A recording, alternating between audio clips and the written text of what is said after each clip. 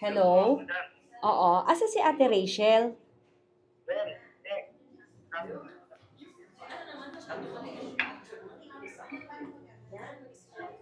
Ate Rachel, kamusta ka na?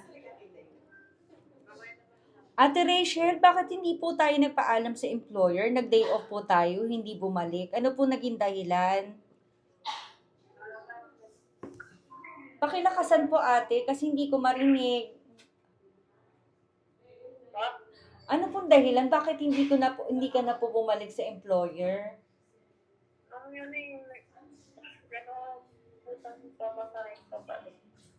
Dapat po kapag ganun, magsasabi po tayo ng totoo kay employer, mag-update po tayo kung babalik pa tayo or hindi. Kasi kung pamasahe lang po, may iintindihan po tayo ng employer. Mabait ba si employer sa'yo? O mabait naman pala si employer, bakit hindi po natin binalikan?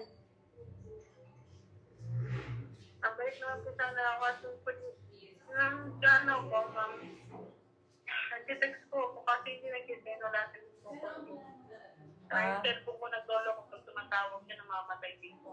Dapat po ate, nagsabi ka kay ma'am or nagsabi ka sa agency. Tingnan mo, nag-alala kami. Pati pamilya mo, hindi rin alam kung nasaan ka.